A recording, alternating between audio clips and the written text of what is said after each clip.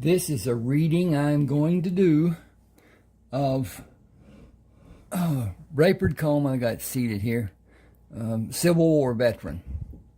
Have a continuation to it being Rayford Coleman, Texas Cattleman. But it's done in two parts because this one has 116,000 words on it. A normal ebook, somewhere around 80. Gotta warn you about the ads. It's how YouTube makes money, somewhat. And they have gone to, instead of where mine were manual, and it would later on be that AI, excuse me a second here, AI would make a placement of ads every 6 minutes or so, which is difficult, I understand. The thing about it is, when they make money, I make money. And that's a part of the reason for having this. The real reason is to sell my ebooks. I have 31. 30 are published, one is not. And Smashwords holds the 30, smashwords.com. You can go there, look at Ronald Walker, look at Rayford Coleman, Civil War veteran, or Rayford Coleman, Texas Cattleman, or Decorated for Duty, or Summer Help Wanted, or one of those. At any rate, it will be pulled up. You will see it, and it says purchase and whatever. It's easy to do, but I'll lose money with you doing it that way. If you send me an email telling me which book you want to have, I will send you that book and give you a reduction, take $1 off, down to $5.99 instead of $6.99. Most ebooks, popular ebooks, are more than the $6.99. I am elderly, older if you will, and that seems a little ridiculous to me in some sense. But at any rate, you can see my email here at the bottom of this cover representation, and tell me which one you want. I will send it in an email as an attachment. After I have the $5.99, you can use Zeal at your bank, and it's super easy. Just sign up for it, and it continues. It's just like writing a check, only you don't have to pay for it. And I understand most banks now are charging for printing checks, which I don't really understand because we used to get them and whatever. But anyway, please subscribe to my channel and hit the like button. That helps so much with the AI search that is done by YouTube. And it's one of those things. This is about Rayford Coleman, Civil War life and after. Also contains portions of Carlton Brisbane, which I wrote about Carlton Brisbane in Decorated for Duty. It goes on about his life. He was raised as a Quaker, and they are pacifist, and he was shunned by the community when he joined the army to protect his fellow man, and he felt it his duty. We all do, I guess, to some degree. I was in the Navy. At any rate, do hit that like button. Subscribe and hit the like button. Your subscription does not have anything to do with your computer. It is only on YouTube page. And it doesn't bother, it doesn't slow down, there's no problem as far as the subscription goes. You can have thousands of subscriptions and it will not slow anything. At any rate, if I think about anything going on through this, I will talk about it. There were, with this, I took a little license. There were men, let's back up here a minute. The supplies that the Confederates had were always diminished. They were never what they really needed. and sometimes didn't get anything, whatever. At any rate, toward the end of the war, the conflict, the Confederates didn't have enough powder to load their guns, and they were mostly flintlocks, mostly you get as much harm to you as you might do to somebody you're trying to shoot. Burn your hand, burn your face, whatever. The old gunners for the Navy were all burnt because they were near where the firing was going on, and when the flame and whatever came out of that fuse hole, when it blew up, they caught part of it. And so they looked burnt, and they were. At any rate, I'm going to start here. This is chapter 1. It's going to be lengthy because that's what people have asked for. They want to be able to stand and prepare food, wash dishes, do whatever they're doing, and work on the car, whatever, and listen to it being read. So here it is, but they want longer. I've been doing 35, 40 minutes or whatever because YouTube has a restriction on length of videos to some degree, but I don't know what they are and don't have a way to find out. Hold on to it. Whatever. This is starting near the end of the conflict, as General Grant called it. At any rate, here we go. Charge, came the order from Major Collier. Carlton Brisbane held his position. Wait. Not everyone goes in the first wave. Hold your position to the count of 10 and do as we were ordered.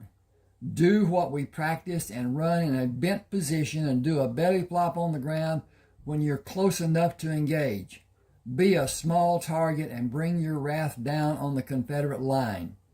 If you raise your rifle into the air to reload, you will tell the Rebs where your position is. Load your rifle with it flat on the ground or as close to the ground as you can manage. Do not raise it up and do not raise your head until you are ready to fire. I'm going to change this. Give me a second here. That'd be a better thing not to do. Where is this? Aha, there it is. Okay. Up is extraneous. So I'm going to... Okay, go back. Do not raise it and do not raise your head until you are ready to fire. Find the target with your left cheek on the ground and use your right eye to look for your next target. Breathe. Okay. I'm going to save this. Just a second. And done. Okay. I'm going to interject here. This was Rayford's method of fighting, Indian style, they called it. And it was not done as is most encounters. They stand, and sometimes they move toward each other, which is insane in my way of looking at it. But anyway, our army during the wars that I was familiar with did practically the same thing, but not so much in Vietnam when it became guerrilla warfare that they were fighting, so they became guerrilla warfare anticipationers, and they had a whole lot less people killed that way. It's a shame that we spend so much money, so much effort on finding ways to kill another human being. But that's how it is anyway.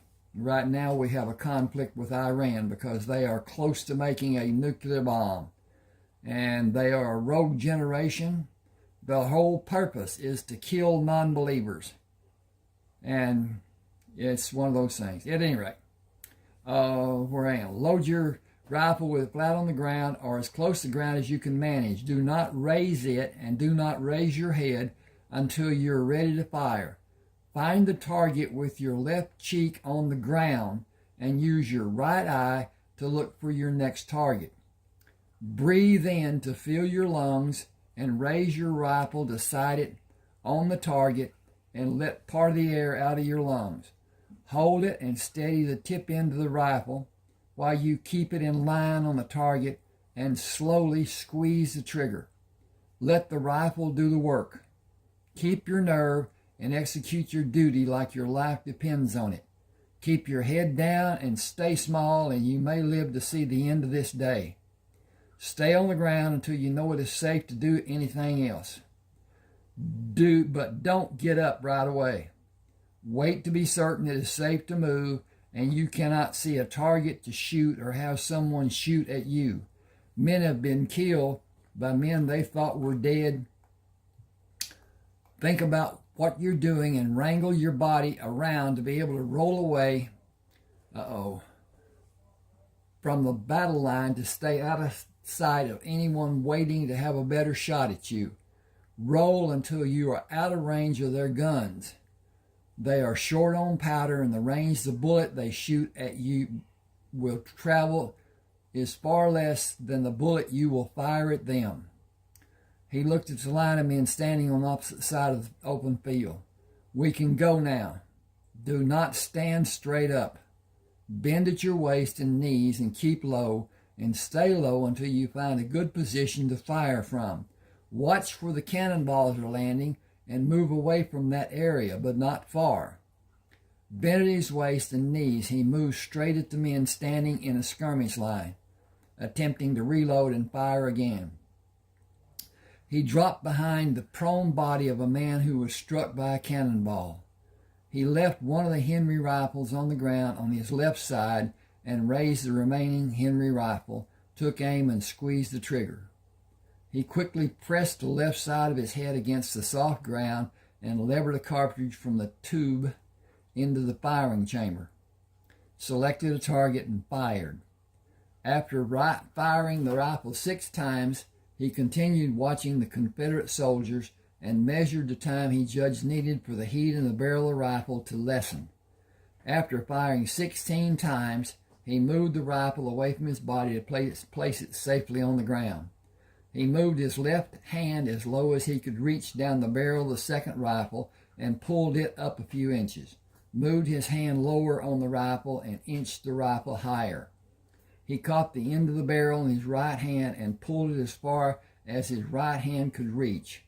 Feeling the leather covering the butt end of the rifle, with his left hand he began swinging the butt away and gradually pulled the rifle in a circle over his head and around to his right side.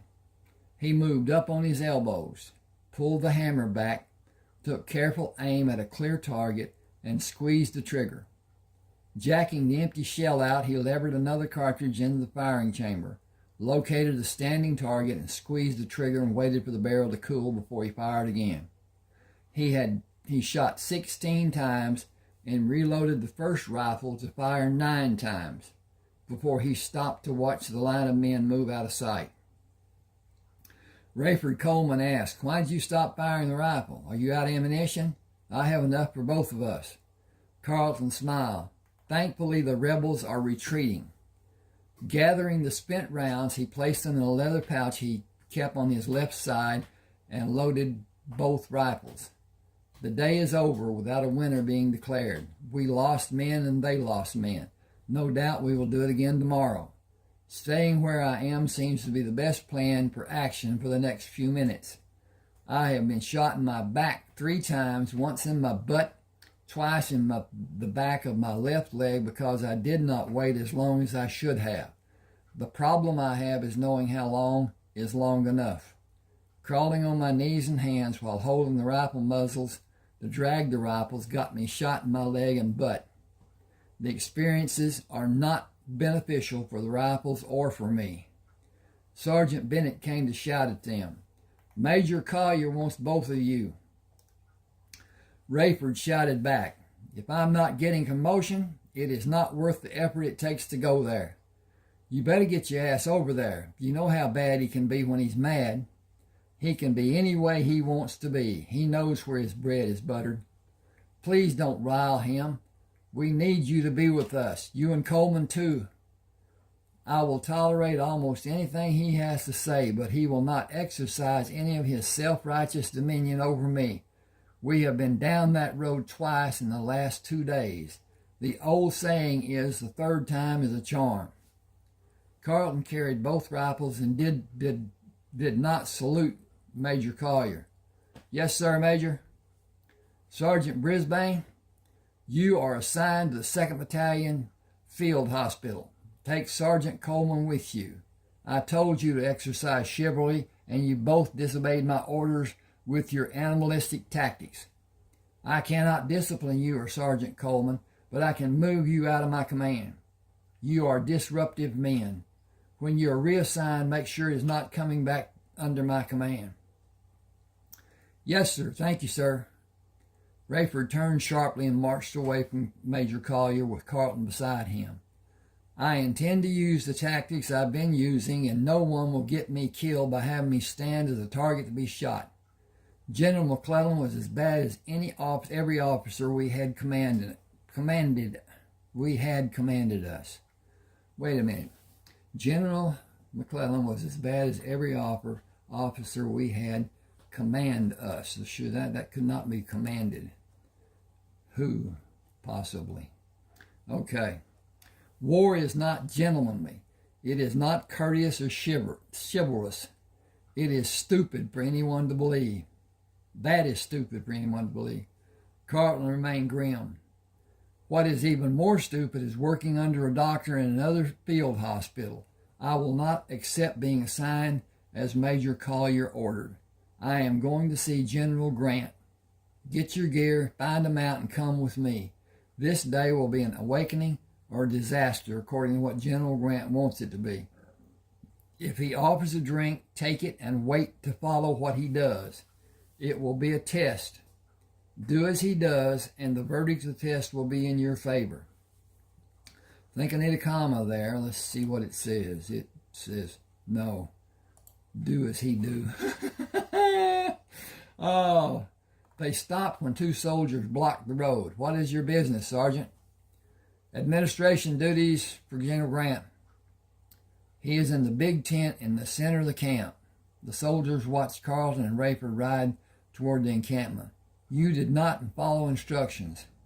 I know those men, Sergeant Brisbane and Sergeant Coleman. What are they that you would disobey orders? Decorated men looking for a sit-down with General Grant. Are you brave enough to ask to see him? I am not brave enough to do more than salute and keep my eyes front and center when I meet him or anyone on his staff. That position may serve you well. They will be welcomed to his tent and probably enjoy a private meal with the general. We will be standing duty and wondering what kind of weather we're going to see. 2 soldiers took the horses when Carlton and Rayford stopped at the right side of the tent. I do not know how long we will be here. After a few minutes, let them drink. I'll tell you if you need to do more with them. Yes, sir, Sergeant Brisbane. General Grant knows you are here. You can go inside, sir. Thank you. Rayford, we are next in line. I hope it's a party and not a hanging. General Grant sat behind a large desk. Why would it be a hanging, Sergeant Coleman? Disobeying orders, sir. I countermanded the orders. Okay, let's make them those orders. Oh, S. Oh, we did that. Now let's just hit this little button right up here, and hit this little button right down here, and hit this little button right there, and hit that little button right there, and it's saved and download. Oh, I countermanded those orders.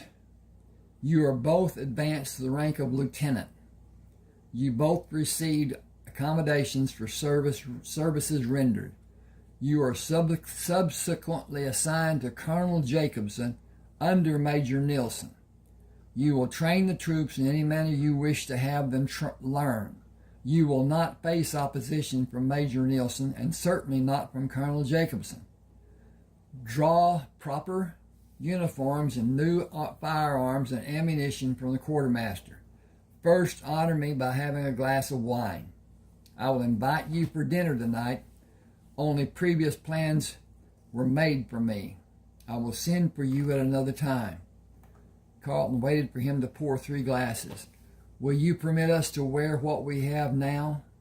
We will not have an occasion to use the new uniform, sir. You will when I send for you. Wear whatever you like until then. Train the men to use your tactics so they can train other men. What is the wound count for you, Lieutenant Brisbane? Going on 18, sir. If I had you stripped and counted the wounds, would I only find 18? No, sir.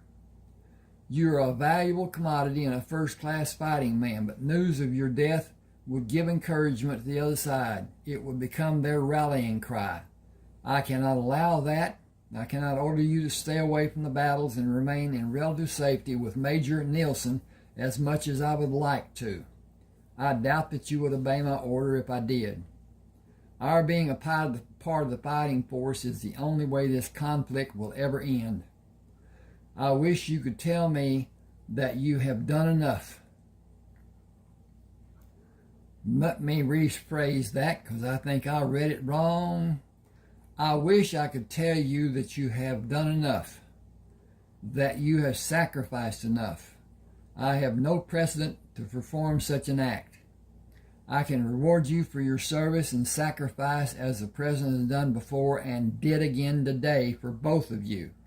Bottoms up and join Major Nielsen. Thank you, sir. No more wounds, either of you. Rayford shook his hand. That is easier said than done, sir. You have the rest of today to prepare the group of men, and you could stay with Major Nielsen until you have the men of that group prepared and sufficiently practiced before you begin the training of another group. You have no need to take the field. Carlton placed the empty glass on the desk. I would feel like a coward, sir.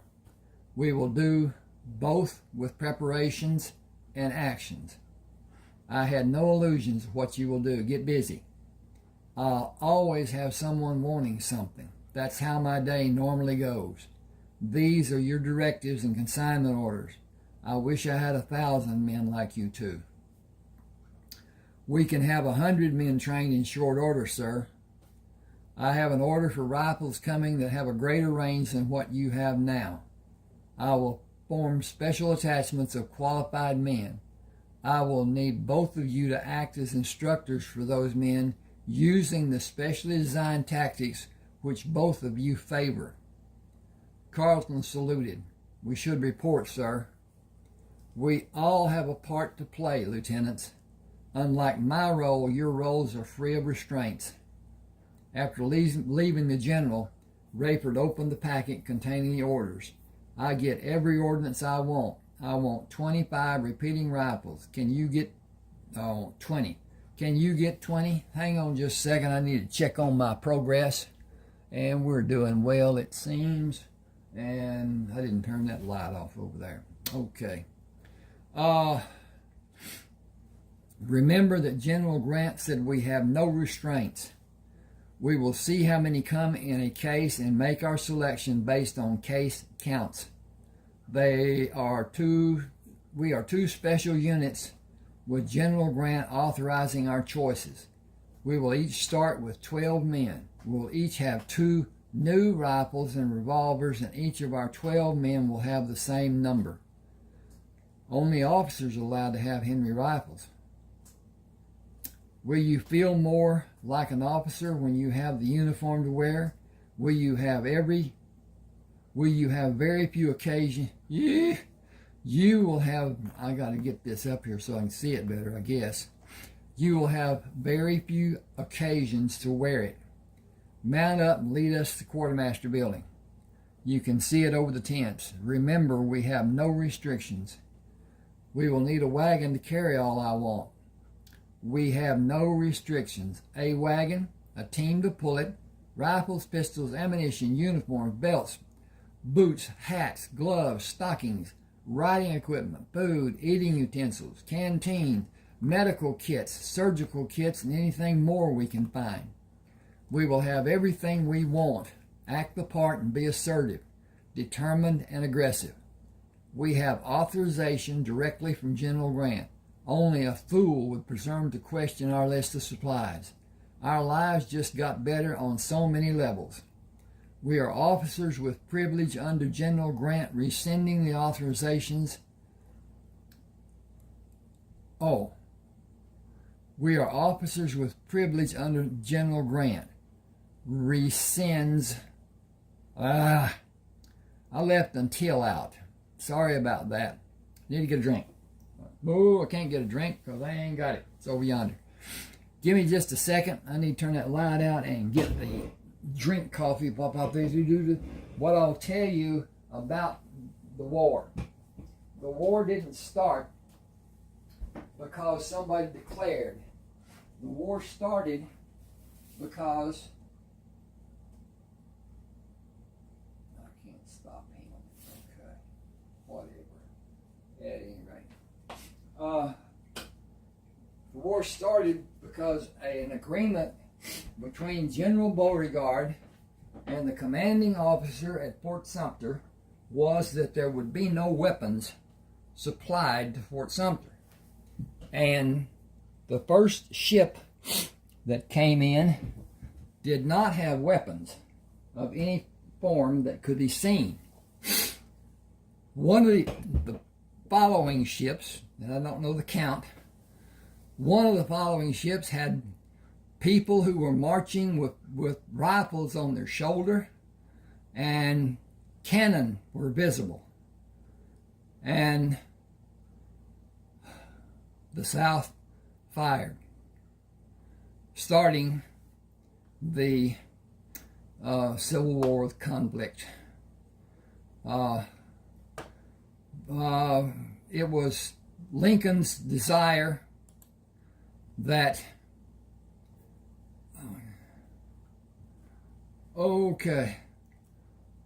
that the South be industrialized like the North and build the economy.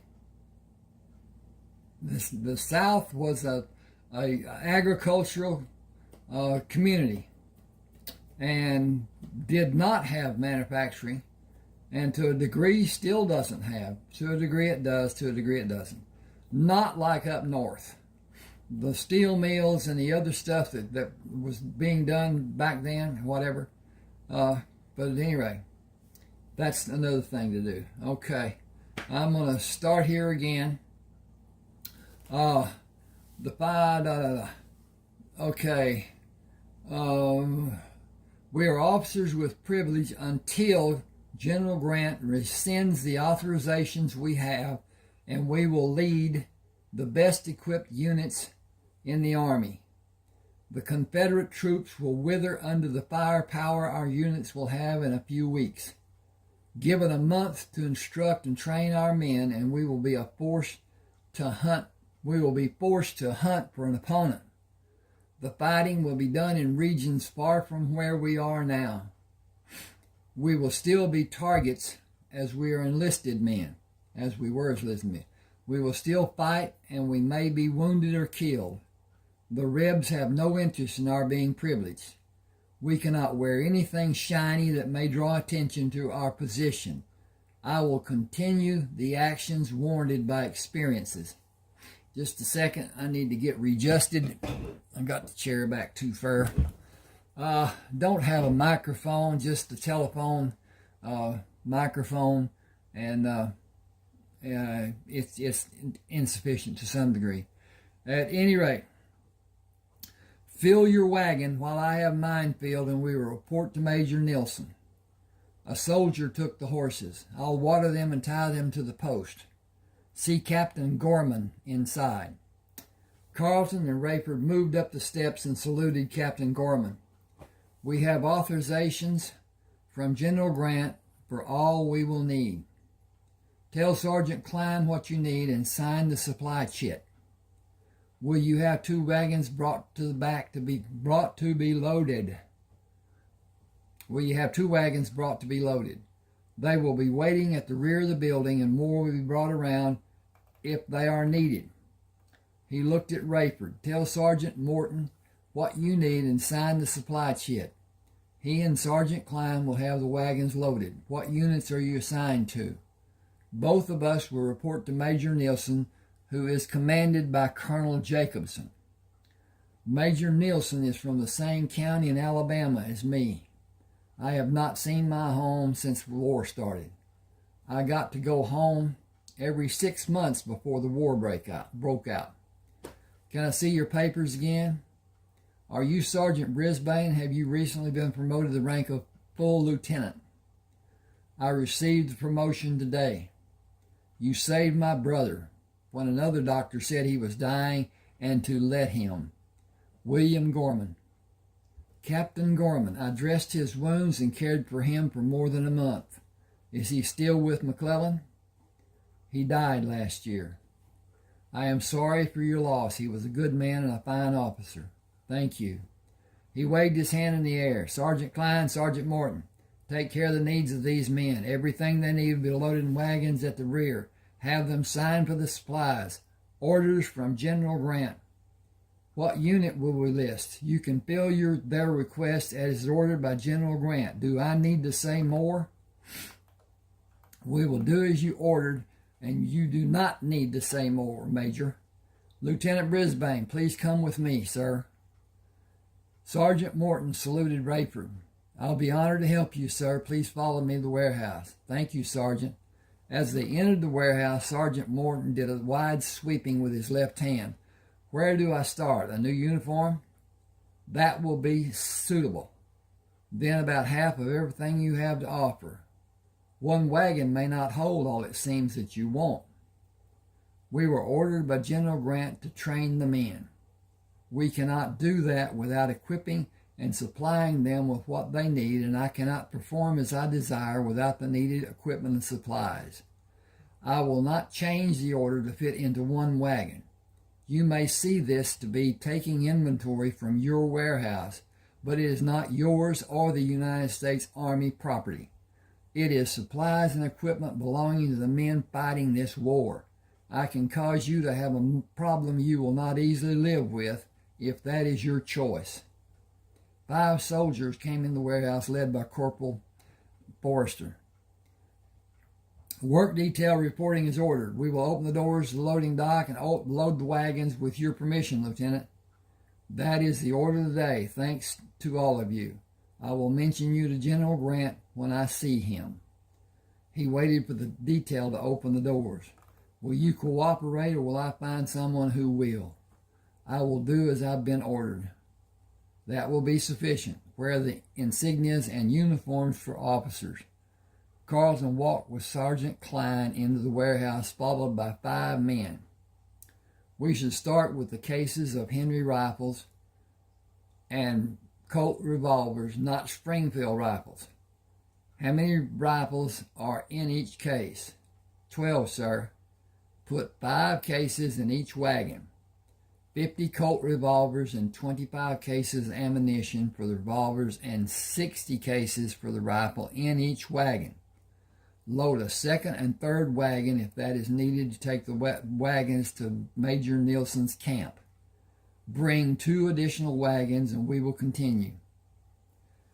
Carlton and Rayford rode horses to lead the 5 wagons. I am following the tracks made by the first set of wagons, as I am not certain where Major Nielsen is located. Captain Gorman told me his camp is 8 miles southwest of the main camp. We are tracking in that general direction. How did your experience fare?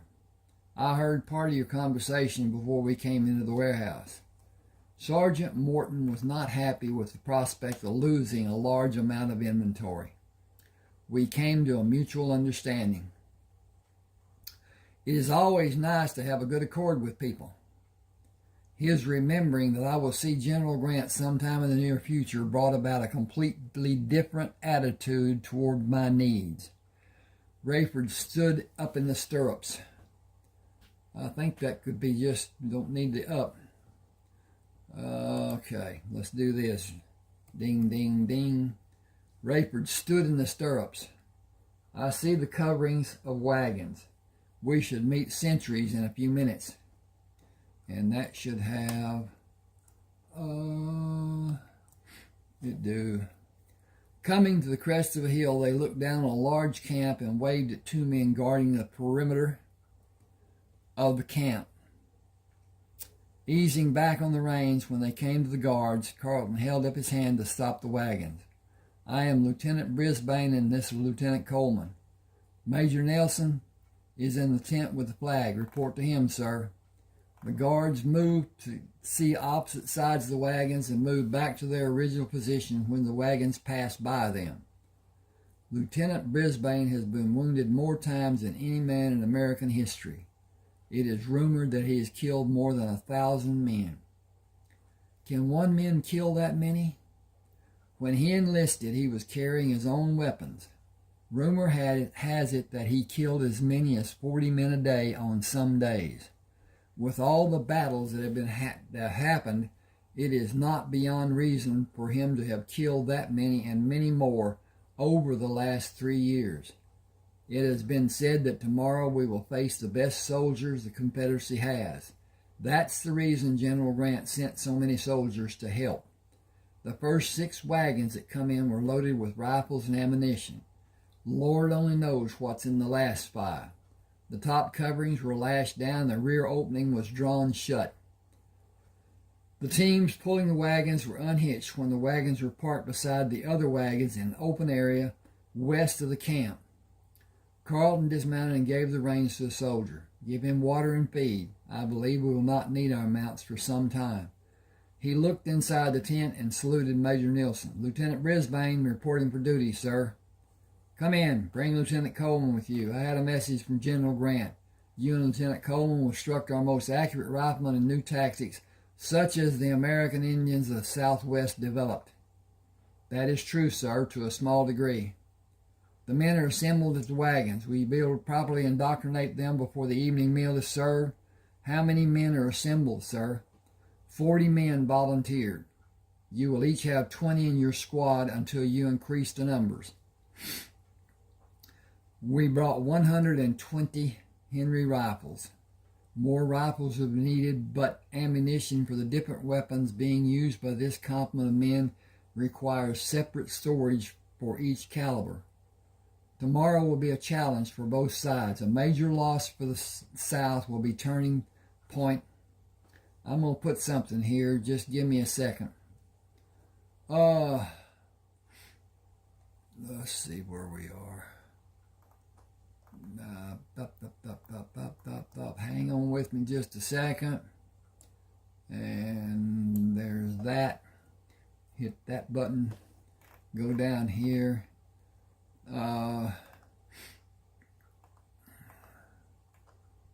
Here we go, right bar. And we're going to hit this.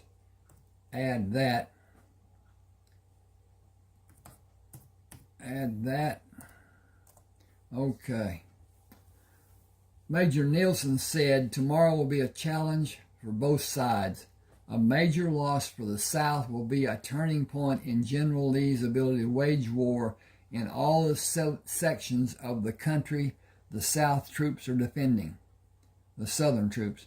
The elite fighting men from the Confederacy are reported to be massed for a major offensive.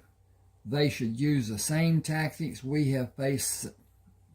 They should use the same tactics we have faced so many times, and we should be able to repel the attack after the initial stand. If we are able to diminish the number of men who will come into the field after the opening volleys, the attack as planned may have little effect, and we should defeat the charge. That will end the campaign. They will gather more men and possibly do the same the day after.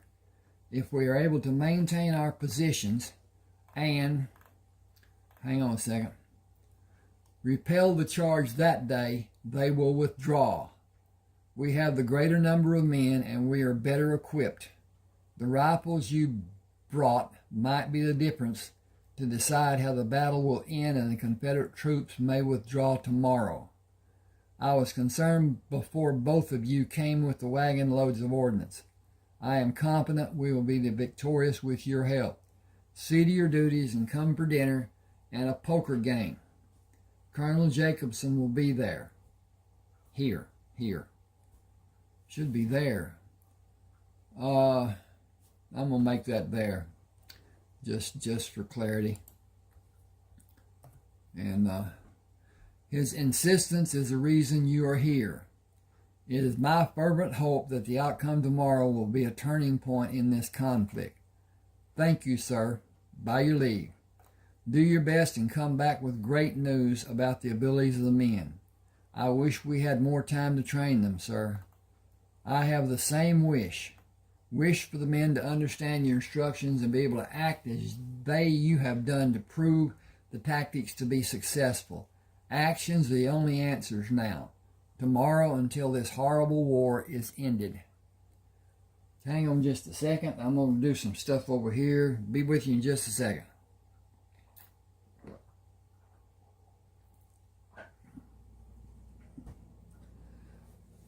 Carlton held the rifle over his head as he entered the clearing. Formed 2 sets of ranks of 5 men, 4 deep. We will begin instructions immediately. We will have no need for names. This exercise is being carried out to teach you a new method of preparing for acting in and accomplishing success in the field tomorrow and the following days. I see I have 23 men and Lieutenant Coleman has 22. Each of you will have rifles issued to you after this exercise. Form 2 circles and give us your complete attention. We will listen to questions after these exercises are completed. We will teach you how to approach the position you will take in the field and how you will manage your actions during the battle. We will act as an example for the actions you should perform tomorrow. Open a space to allow us to enter the field and establish a position to fire from. Your new rifles will hit a target at a greater distance than the opposing men will be able to shoot. We will demonstrate how to calculate a necessary distance after demonstrating what your action should be. Both Carlton and Rayford moved outside the 2 circles and approached in bent postures. Keep your head down, shoulders forward, bent at your waist and at your knees. Present a target that will be too small at a specified distance for a man to accurately fire his weapon at you. When you reach your desired position, drop into a completely prone position, flat on your chest and thighs with your toes pointed outward from your body. Keep your toes in that position until the skirmish is over. Move from side to side, always facing the enemies as you progress to the firing position. Be the smallest target that you possibly can. Carry your rifle in one hand with the muzzle pointed at the position you will take, and when you start to fall on the ground, drop the rifle to place your hands on the ground. Turn your face to have your cheek on the ground and locate the rifle. Rub dirt on your forehead and face before you begin your approach to your firing position. With your cheek on the ground, apply dirt again and pull the rifle towards you. It will have a cartridge in the chamber. Pull the hammer back and bring the rifle up to the point it will be in when you bring it to your shoulder to fire. Do not raise your head to locate a target. Just move it along the ground to see with your right eye if you're right-handed. If you're left-handed dominant, you will have a choice to make. Live or die. No rifle has been built to accommodate your need. Shoot from your right shoulder and keep the target you offer as small as possible. I prefer to be on my elbows, but I have turned to be on my left side and fired from that position. Does any man think you cannot perform in the manner we have demonstrated? I will understand. It is not chivalrous or ethical. It is efficient. I am curious to know how long any of you have been in the field. Anyone who joined in 1861? No one answered. Has anyone been in this army longer than 3 months? 2 men said yes. What experience do you have in the field? None, sir. We were in commissary. Do any of you have field experience? No one answered. Everyone who has experience ever shooting a rifle take 2 steps away from me and from Lieutenant Coleman. The circle of men all backed away from Carlton. The circle of men around Rayford also moved away from him. That is encouraging. You will have time to become accustomed to handling the rifle, and we will demonstrate how the rifle and tube under the barrel are loaded. Listen to me, both groups. Action should be done in a prone position to let you continue to be a small target. This being your first experience in the field will guarantee a sore shoulder at the conclusion of the battle. As you fire the rifle, push through the pain. If you have means of securing padding of some nature to cover your shoulder, use it, but never allow it to hinder the act of firing the rifle. Watch where cannonballs are falling and move away from that position, but not far. The Confederates do not have powder and ball to fire the cannons more than 3 times, or the men using muskets will not have powder to load and fire at us. Give me your most concentrated attention, because this is as important as anything you have ever seen.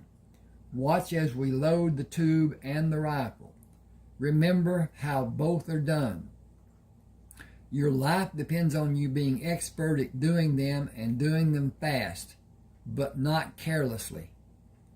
After filling the tube and placing a cartridge in the firing chamber, Carlton brought the rifle to his shoulder to hold in the firing position. A few things more for you to remember. The tube operates best with 15 casings. Place one in the firing chamber and the rifle will fire 16 times. When the flesh of a man is torn by a projectile moving at incredible speed, you do not need to shoot at him again. First, it is not needed, and when he is hit, the man will naturally fall. It may not be immediate, but it is a foregone conclusion. Find another obvious target, but consider the science of metal, such as a bullet passing through the metal bore of a rifle at a speed that is calculated in feet per second. Think about that. Feet per second. I will break it down. The projectile leaving this barrel will travel as much as 700 yards in less than 2 seconds. That equals more than 500 feet per second. Many of the men in the opposing army are firing muzzle-loading muskets. They can be fired and reloaded and fired again. The Henry rifle can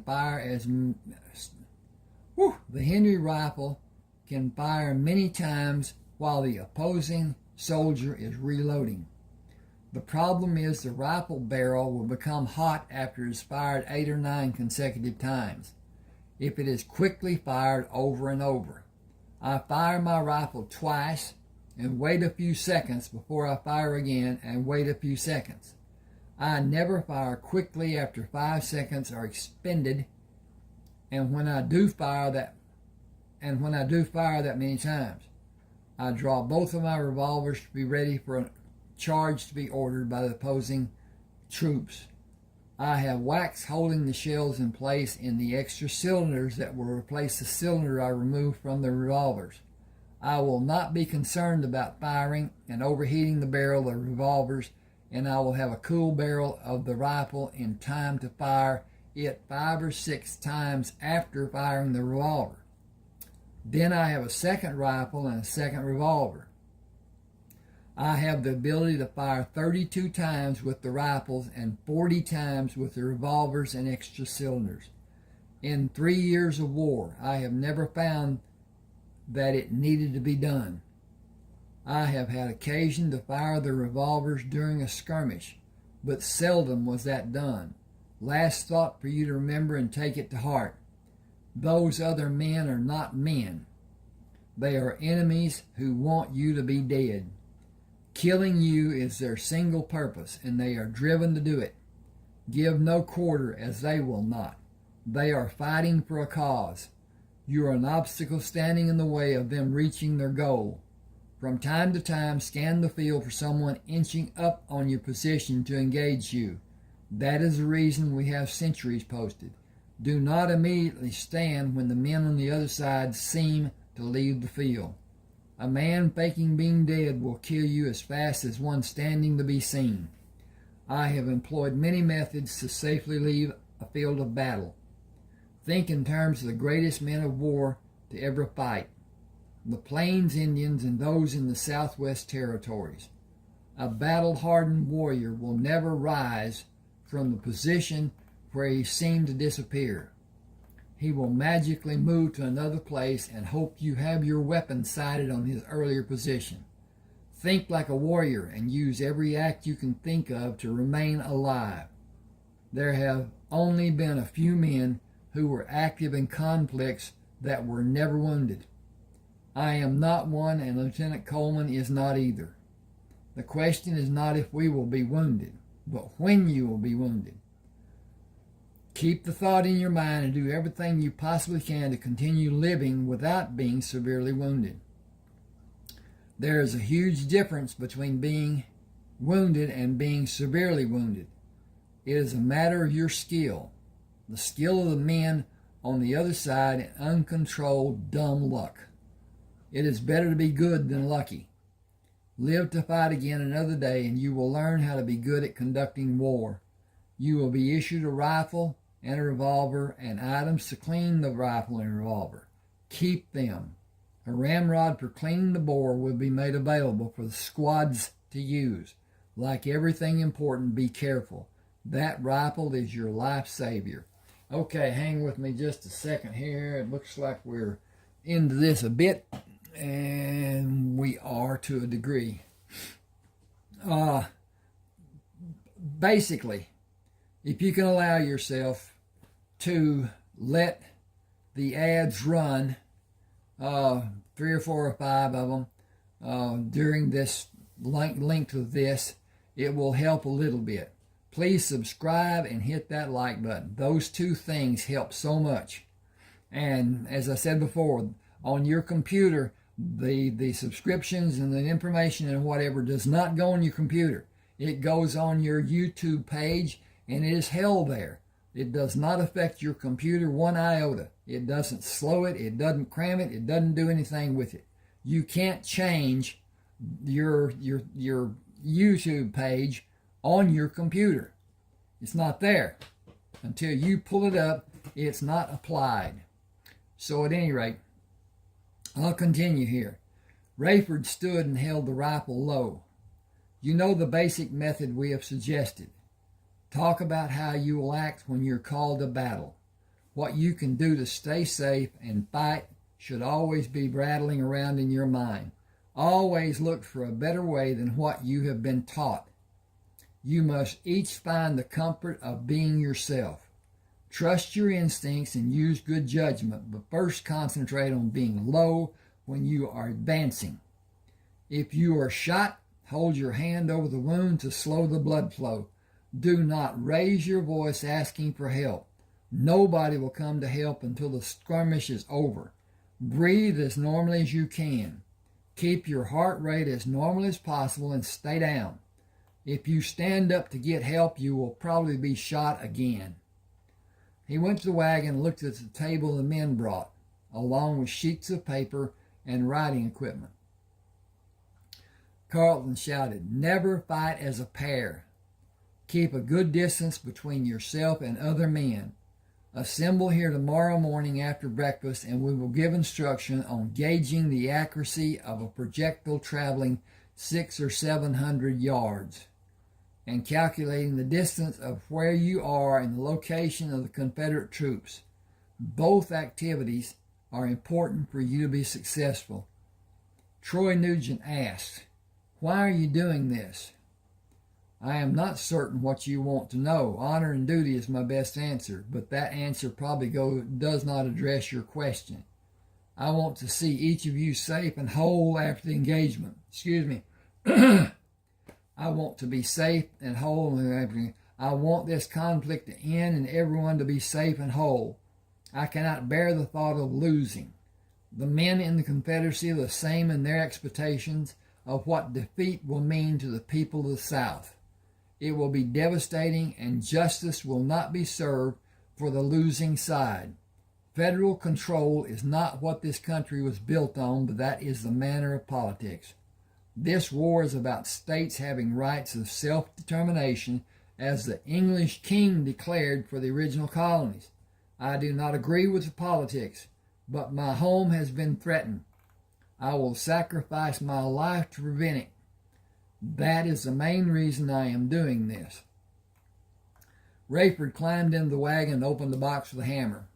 I will call out the numbers on each rifle. Someone should write the numbers and the name of the man getting the rifle. Lieutenant Brisbane will dispense what you will need to clean the rifle and the ammunition for the rifle and for a revolver.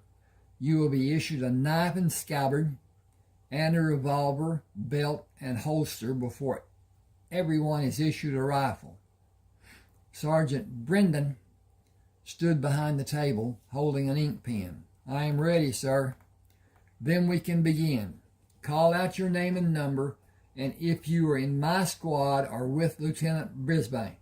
We need to know those 3 items of information for them to be recorded. Move away when I give you the rifle. Disbursement of the arms was quickly accomplished when Carlton took a rifle, pushed the lever down, and opened the chamber. First, push the rod down the barrel until you are able to see it enter the chamber and slowly pull it out of the barrel. Attach a patch. Dip it in the cleaner and run the rod and patch down the barrel. Run it out and discard the patch. Pull it out. Pull it out and discard the patch. Attach another patch and dip it in the cleaner. Run it down the barrel and pull it out. If the patch is relatively clean, run the rod into the muzzle and begin twisting the rod as you push it down until you can see it in the chamber, and remove it from the rod. Attach a clean patch and reverse the process by slowly pulling the rod up and twist it until it leaves the muzzle. Clean the excessive lubricant from the body of the rifle and the barrel until you are satisfied. This is the single piece of equipment you will have that can save your life. Be absolutely satisfied that you have it in peak operating condition when you take it into a skirmish. Will you be able to show the next man how to clean his rifle while you finish cleaning your rifle? Yes, sir. 6 soldiers came from different locations around the wagon. Sir, I am Sergeant Blevins, assigned to guard the wagons with Trowbridge, Hawkins, Tatum, Stevens, and Rollins. Can we get the new rifles too? Do you have rate as a marksman? I can bark a squirrel at 50 yards. I can put him on the ground while he's still on the limb with a new Henry rifle, sir. We are all skilled marksmen. I have a mission tomorrow. I can use each of you if you're willing to face a cannon crew or more than one. My intention is to eliminate every man who makes an attempt to use the mechanism the Confederates have to launch a cannonball at our troops. Are you accustomed to firing uphill? Take a sight and raise the barrel to compensate. The same is true of distance shooting, except I have specially loaded bullets with maximum amount of powder. They can be dangerous if they are not used within a few hours of being loaded and the projectile is pressed into place. They will accurately reach a man 800 yards from your position with proper use of the rifle. You will not be as accurate shooting from a standing position with that much firepower, and it is not known if the soldiers we will face tomorrow have special rifles made in a foreign country that have a greater accuracy at a greater rate distance than the standard arms we have encountered. We will not linger in one location long enough to be a marked target. Guerrilla tactics, the Spanish word for the little war. Surprise and ambush tactics, not fighting in the acceptable way. I want to be included, sir. It may be more dangerous than facing the line of soldiers shooting at us. The extra charges in our bullets will allow us to be out of range of the standard weapons the Confederates have. I doubt that they will have a long-range weapon because Europe has promised they will not become involved in this conflict. The French promised General Lee that they would give the South support, and all the prominent countries voiced their opposition to it being done. The French would contend with the American Navy, and I believe that would be a catastrophe for them. Did you watch the performance Lieutenant Coleman and I enacted about staying low when we approached the firing position to engage the Confederate Army? I believe we are aware of the intention. Excuse me a minute. Oh, I've got to check on this thing. And we are about halfway finished.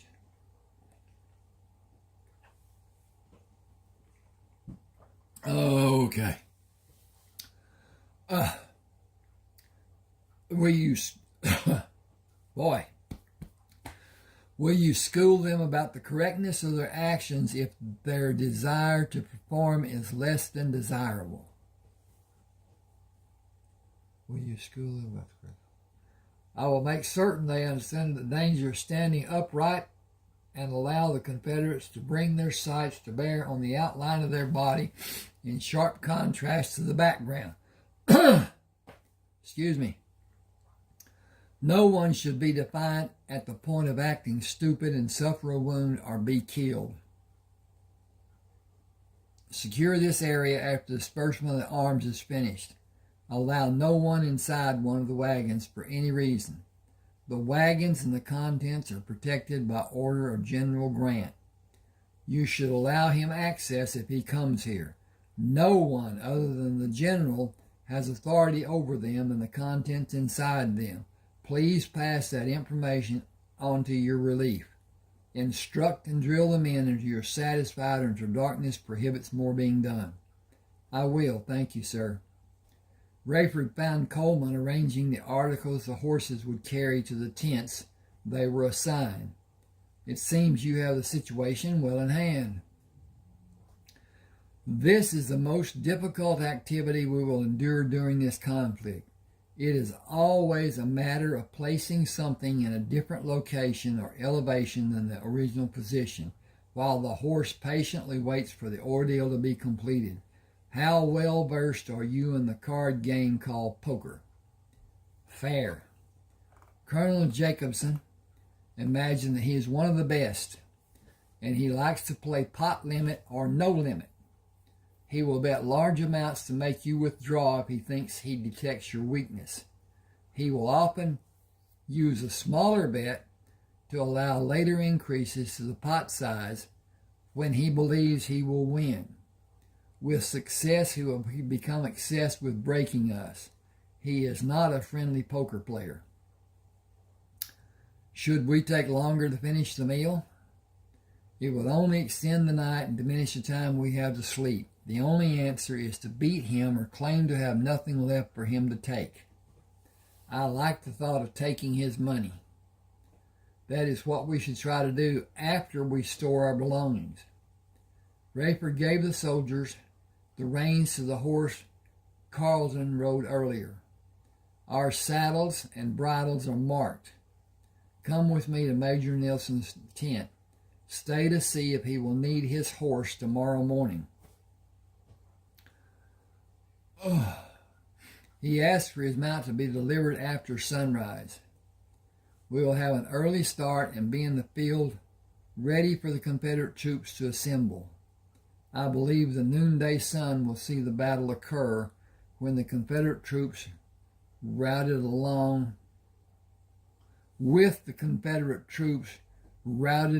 before the morning is over. I hope so, sir. Rayford stepped down and gave the reins to the soldier. Thank you and have a good night. The man remained silent and turned the horses to take them away. Carleton opened the flap of the tent and came outside. It is time for us to wash for dinner. They are both about 3 sheets in the wind. I think they will drink more than they eat. I also think you and I should take our leave and retire early. They may not feel we should. How do you feel about a fight between you and me, and if we are able to carry our argument outside the tent to settle it with a manly art? They may not be able to stand and follow us, and we can slip away into the night. Keep a bottle close by to enhance their coffee if they drink coffee. Neither Colonel Jacobson nor Nielsen acknowledged Rayford when he entered the tent and continued reminiscing about past campaigns and days gone by. They continued their pretentious conversation when the meal was served. Carlton and Rayford ate slowly and agreed with one officer or the other when it seemed to be wanted or to have relevance in the discussions. When the colonel and major grew quiet, Rayford tapped Carlton on his leg. "Help me take the colonel to the cot before we move the major to his cot. I believe this evening has reached a conclusion for two high-ranking officers. We have time to prepare rounds of ammunition to meet the destruction a special group of Confederate soldiers have planned for us tomorrow. We will have a surprise waiting for them, and the battle should go in our favor." Okay, again, I'm going to check on my progress and tell you that was chapter 1. Now, this is chapter 2. In case and whatever, please subscribe to my channel. Hit the like button. Those 2 acts do a lot to help me, and it helps YouTube see that my channel is more relevant through AI. And AI is what we're going to deal with in the coming years. Okay, chapter 2. Carlton and Rayford, dressed in pants and boots, went out to the wash basin to do a wake-up slosh of cold water, finished dressing, strapped the gun belts on, took the rifles, and went to meet the men in the clearing. Carlton met Sergeant Blevins, Tatum, Hawkins, Trowbridge, Stevens, Rollins, and had the other men gather around him in close circles to instruct them. "I will position the other men and take you to a location I believe will give us a surprise advantage over the Confederate cannon crews. Lieutenant Coleman will position the men in his squad and find what he believes will give him and 8 men the same advantage that I believe we will have. The Confederates will bring the cannons first, and their attention will be on having the cannon placed to have the greatest effect. I have experienced the selections the Confederates make so many times that I can place us within a few yards of having the best field of fire on the cannon crew members. Old habits will get you killed. Being unpredictable may save your life. These arranged battles are completely predictable. Confederate men dug shallow holes yesterday to guard the cannon crews. We dug holes to counter those positions. We will be farther away from the front line of the men who will make use of them. Their rifle shots will not reach us. After their first volley, the Confederates will reload and fire. Following that practice 5 times, they will reload and mount a charge. Facing repeating rifles will stop the charge, and the troops will probably follow what they have previously done and withdraw. We have superior numbers and superior firepower. Got to hold up here. Confederate Army has never exercised patience except in attempts to disrupt our supply shipments. Every battle has been an exercise in courtesy. I do not understand their mindset or their practices. We will not do more than end this battle as soon as possible. If everyone has their ammunition and is prepared to work to that end, come with me and we'll find the favorable firing positions. Rayford met Sergeant Brendan, and the 7 men Sergeant Brendan chose to fire on the cannon crews. The men in my squad, gather around. Take these bags of ammunition to load your rifles and keep the charges you have in the leather bags you will take out of this wagon. I think you will fire less than 16 times. We were up into the wee hours of this morning loading the ammunition. Use it wisely. Take targets that are well defined and let others take out the ones less defined until the less defined targets are all you see. Use your good judgment and stay low to the ground. Do not be well-defined targets for the other side. You should have heard Lieutenant Brisbane tell about the holes that were dug. Find one and keep your head down and be patient. Your legs may become stressed. It is a common occurrence in battles. Suffer a little or probably die. Those are your choices. Suffering will only last a few minutes, as this battle will only last a few minutes if our strategies work. It will give you a few minutes to load your rifles. I will give you a few minutes to load your rifles, and we will take the field and wait for the battle to begin. Do not be brazen in any manner. Live to fight another day, please. Do not wait for orders. When the firing begins, do your best to end this skirmish quickly with good judgment and considerable patience. Choose your target with patience and adjust the elevation of the barrel of your rifle to make a successful shot. Discretion will come to the wiser veterans in the Confederacy, and their troops will withdraw. Do not move to stand immediately. Wait for the call of all clear. Even if you are wounded, do not stand for any reason. I need to change something here. If I can find the cursor. And there it went. Okay. Dink there, dink there, dink, dink, dink, dink. Leave it there. Okay.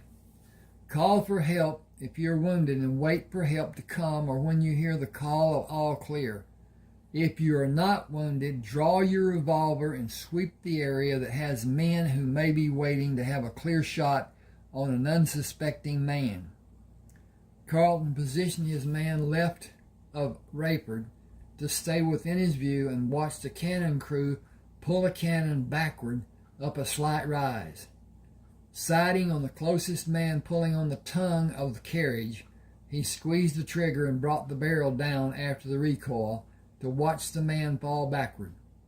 He immediately brought the rifle up to sight on the closest man pulling on the carriage wheel, squeezed the trigger, lowered the barrel, and watched the man fall. He brought the barrel up and watched as a crew of men fell around the cannon, struck by the barrage of Union rifles. The men in the holes fired at the Confederate men who stood with their rifles ready to engage the Union troops. They were not able to find suitable targets. They were cut down where they stood by a fierce barrage of bullets, and the shooting on both sides stopped. Men attempting to move the bodies of the original cannon crews were perfect targets for Carleton and Rayford's men. Another line of men moved to reinforce the position of the fallen Confederate troops. They were immediately eliminated. Men crawled to drag the lifeless bodies away from the two cannons, and the crews of men attempted to move the cannons. They were systematically eliminated. A third line of men moved to take a prone position to fire on the Union troops with a second line kneeling behind them. The noise of both Confederate and Union troops firing was unlike anything Carleton had earlier experienced. He saw Rayford struck by a bullet to the top of his head. He continued firing and was wounded in the upper left quadrant of his chest. He rolled over on his back and opened the pack to take out a sterile pad to apply on the wound and held it in place. One more reported wound and I will be taken out of this war. I wonder where I'll be sent. I saw a piece of Rayford's head fly up when he was shot. No man could survive that kind of wound. Damn. I lost my best friend. The Confederate troops attached ropes to the cannons and pulled them to a safe distance away from the Union soldiers. After movement of the Confederate soldiers was no longer detected, a shout of all clear brought the men carrying stretchers to assist the wounded. Carleton watched as Rayford's limp body was moved onto a stretcher. Goodbye, old friend. I will miss you more than express. My life in this army will never be the same.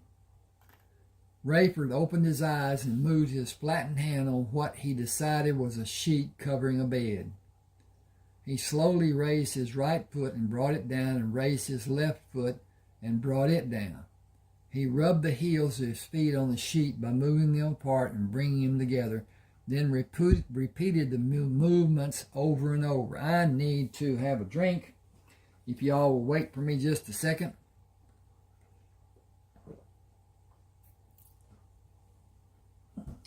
Okay. He heard the voice of a woman. I guess you decided to rejoin us. You have been unconscious for 3 days and nights. Can you tell me if you have pain? I am not able to see clearly. Looking up, I can see something that is the color white.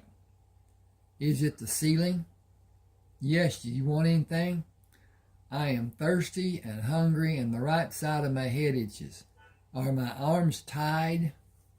You have restraints. You removed the gloves, and the nurse who was sitting with you placed the restraints on your wrist. You have an open head wound that should not be touched. I will notify the doctor that you are conscious. Rayford closed his eyes and listened to her footsteps. She must be a heavy woman, judging by the sound she makes walking. She drags her feet between steps, which is an indication of a short woman. Dr. Thomas McKinney came into the room.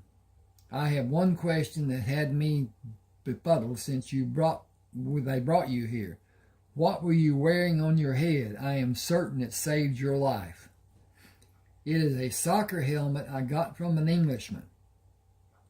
It was fashioned in the same manner the Plains Indians make a skull cap to anchor the prominent feathers of a full-length headdress.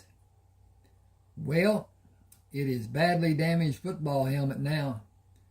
You can have solid food and liquid, but you cannot raise your head. I will suture the wound in a few days. The scalp was torn, and a furrow in your skull is causing swelling. Once the swelling abates and the skin edges are viable for suturing, I will proceed. You have restraints that can be removed until you feel you will be able to sleep. The wound is moisturized with ointment. A temporary bandage is protecting the wound. It will remain in place until the wound can be sutured. Sutured. I imagine it will be 3 to 4 days before suturing will be possible. Nurse Stanfield told me you were able to see, but your vision is not clear. That is a symptom of a head wound such as yours. Relaxing and closing your eyes will be the best help for the condition to subside and normal vision returns. I have patients who need me. I will check on you tomorrow around this time.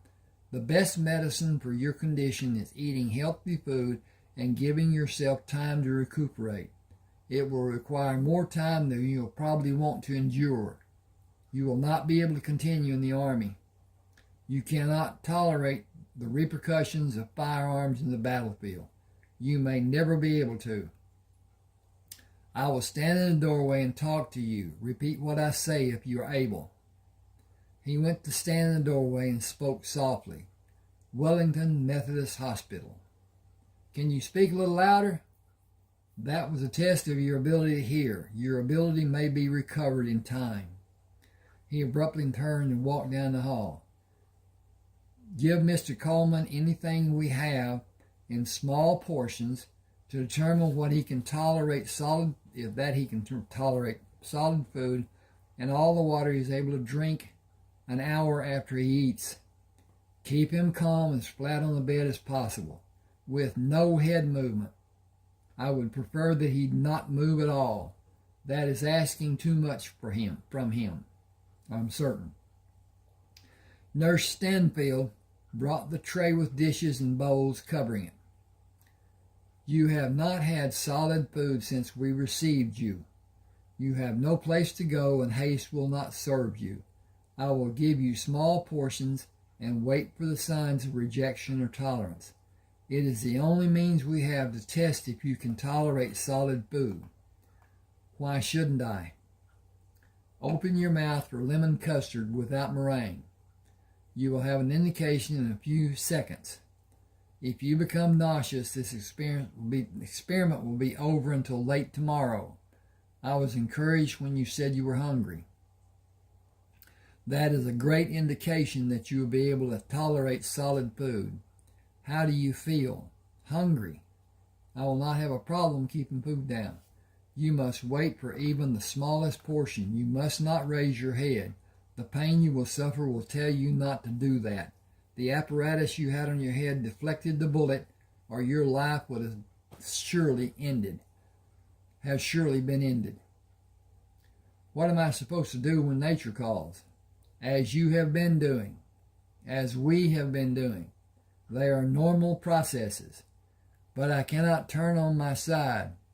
You will only try once, and wisdom will come to you in a flash of excruciating pain. When will I be able to raise my head? After the sutures are placed, if you do not have pain. That may not be the case for some time after the sutures, possibly 10 days or more. 10 days is an eternity when I cannot move. Without the apparatus, your head on you. Excuse me. I gotta take a breath. I hope the persons who asked for this to be done enjoy this. I enjoy this. I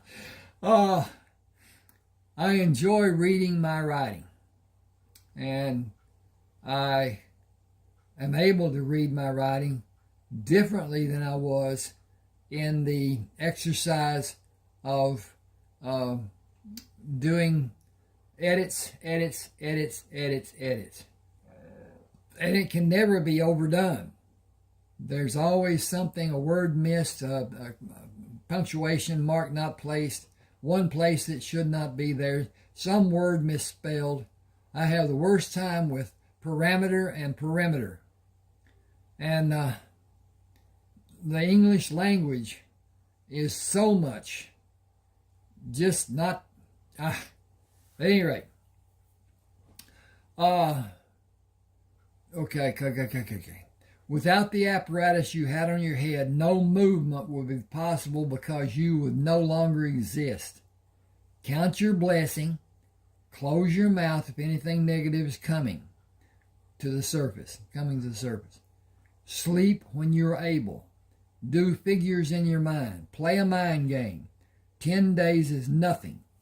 I will be back in a few minutes to finish giving you food. Removing the bandage on the afternoon of the third day after Rayford became conscious, Dr. McKechnie applied ointment and placed a new bandage. I will suture the edges of the skin tomorrow at this time after rounds are made. You can attempt to raise your head after the sutures are finished. If you are without pain, you may be released a few days later. Observation time is needed to check for infection. Continue as you are with your head reclined. It has not been itchy for several days. I have not suffered any degree of pruritus. Protection is imperative. You may be able to leave the hospital before the end of next week. It will be determined by the advanced regeneration of your scalp and how well you continue tolerating solid food. Can I go to the bathroom before I sleep tonight? That determination will be made after the wound is closed. Where is the helmet I wore? It is inside the wagon behind the hospital. I want to keep it. It is with your other belongings. Can someone steal it? It is guarded by soldiers day and night. Colonel Grant ordered it. You should not have a concern about the safety of your possessions. Will someone have one of the soldiers come to talk to me? They stand an 8-hour duty. The man on duty now will be relieved at 3 this afternoon. Perhaps he will come. Do you know their names? I am sorry. I will have a message taken to them. Thank you. Will you remain calm and still? I will. Thank you. You have 7 wounds that have projectiles which are only inches below the surface of your skin. They may cause problems later in your life. I will remove them if you authorize it to be done. Where do I need to sign? Your verbal permission is all that is needed. I will do the evacuations when you are able to turn on your sides on a table and when you're able to sleep lying on your chest. I sleep equally well on my back or front. I really have no preference. Give me a minute. I will attempt to perform 4 surgeries the first day and 3 others 2 or 3 days later. Other than the fact that I was shot, what happened to me? Why is my vision less than it was before? What will I find to be wrong when I can finally stand up? You will find that you are not able to maintain your balance. You suffered the trauma of being shot. Your equilibrium has been adversely affected, and you will have dizzy spells until your body decides to allow the trauma to dissipate. Dizziness is a term used to describe a range of sensations, such as feeling faint, woozy, weak, or unsteady. Dizziness that creates the false sense that you or your surroundings are spinning or moving is called vertigo. You will find that you have a vast range of problems that your body will attempt to produce a compensation in one form or another. I will not attempt to pretend I know when the process will be completed and you will return to whatever you called normal before you were shot. It is a mystery that has no absolute finality. You may never reach the state you developed through your growth years. You may find you have improvements in certain skills where you were previously deficient or completely lacking in before being wounded. Some may be novelties, while others may be great improvements, physically, psychologically, or cognitively. Your level of awareness indicates that changes have been propagated. It may be years before you are fully aware of the true extent of the changes. He went to the door and turned back. Notice what you will find to be different than before you were wounded. If it is likely to enhance your life, build on that trait. Embrace and nourish it. I'll see you tomorrow around this time.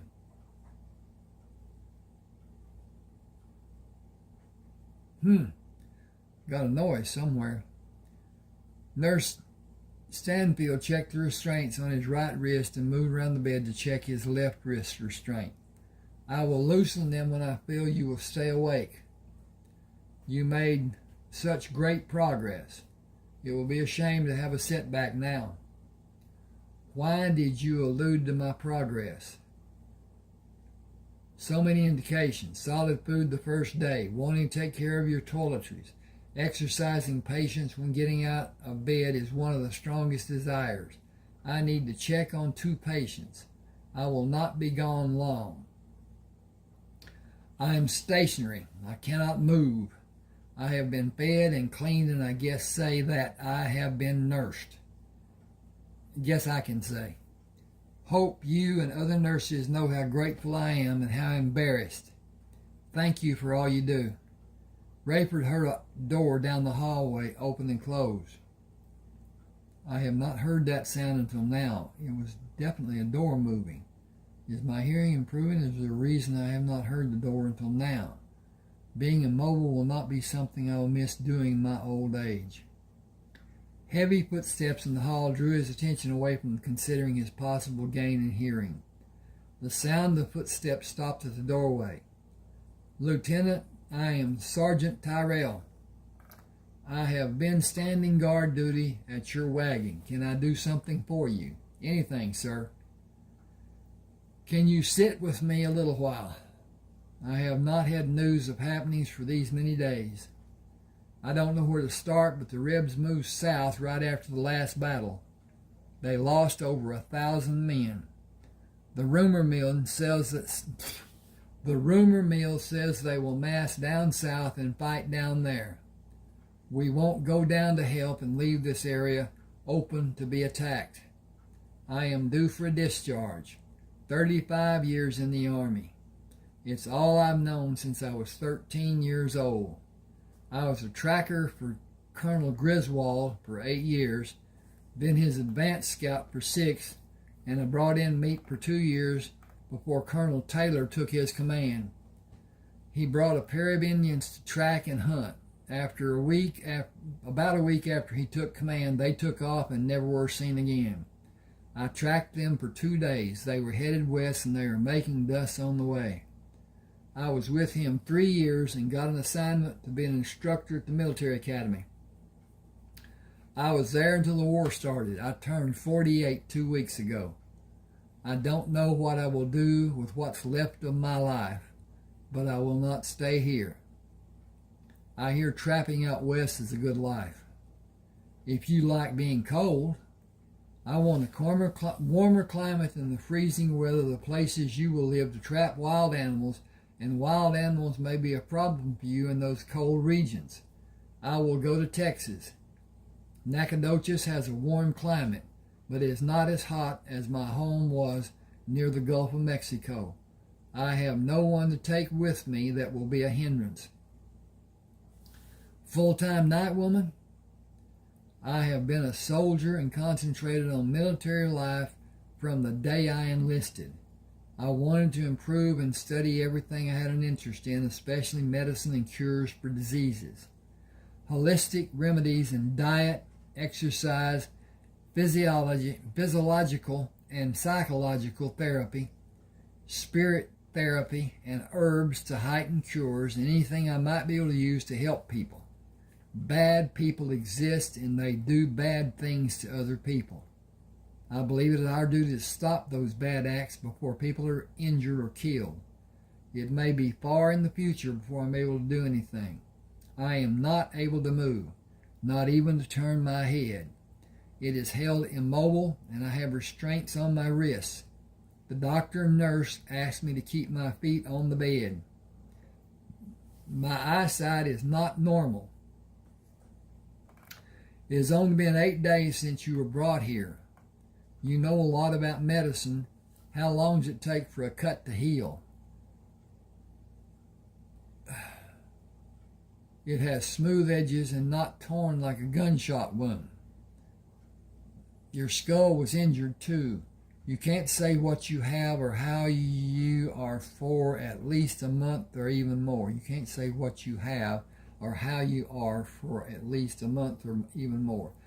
You aren't what you were, but what you were is still here. Only the part that ended is important. I can't see anything about you that ended. Can you? Is everything about you still working? No, I think my sensory perceptions are greater than they were. What way? I hear better. The nurse told me to speak up because you had less hearing than is normal. I was taking liberties with the doctor when he spoke softly and said Wellington Methodist Hospital. I found it to be humorous. I cannot explain what it seemed to be, but I asked him to speak louder. He did not find my question to have even the slightest bit of humor. Are you enjoy being here? I am enjoying the fact that I am alive. The Confederates had the ability to shoot farther than I estimated they could.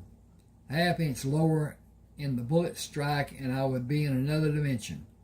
I am very much enjoying being alive, which brings my thoughts to the wagon you say is mine. I have no wagon that I'm aware of. Excuse me a second. I'm going to do this again. This time.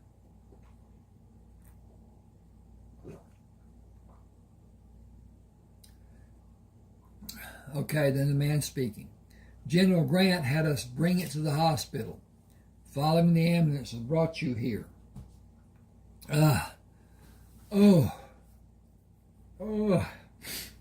You were out 3 days before you were brought here. Everything in the wagon is yours. Your property is in the wagon. All of your property is in the wagon.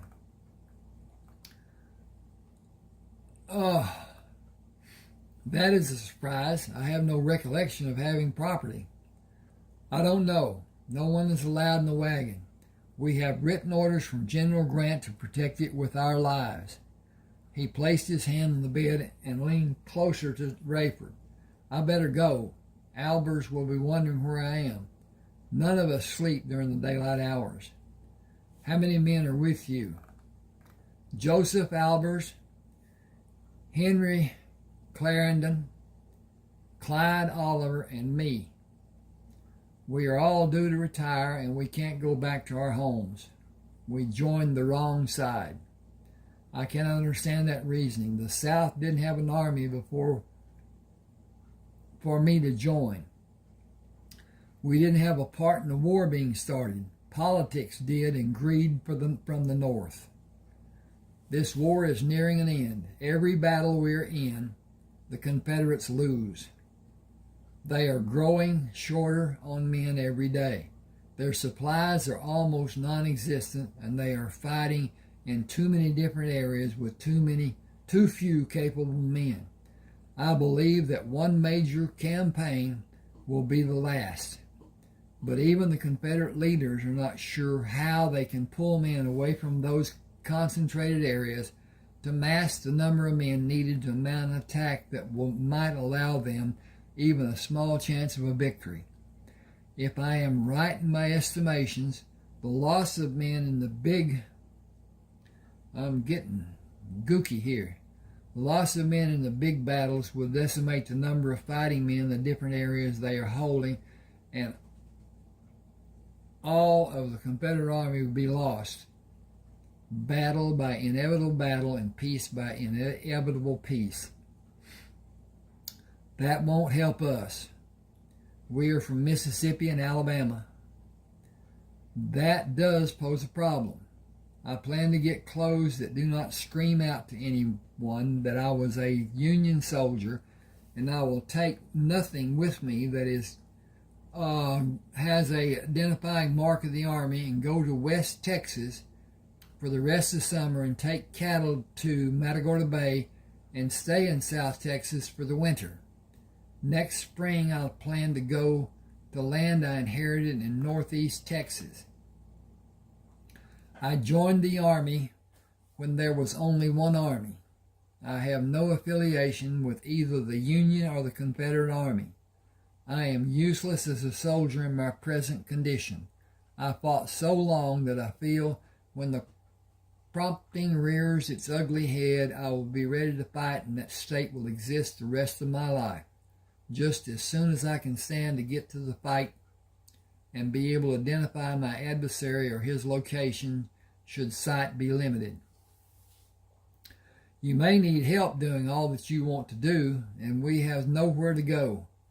If we can get the same style clothes and wagon, will you allow us to go with you?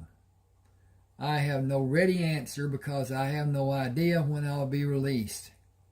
When I leave, I will be happy to have your company. We will need to agree on certain conditions, but we cannot cross that bridge until we come to it. Everything is too uncertain for me at this time. I am hopeful that tomorrow will close out the old life I had and bring a beginning for my new life. I will be happy to roll you around a wheelchair when you need me or one of us. I'll come back to see you tomorrow. Thanks for coming. My curiosity is running away with me. I want to know what is in the wagon.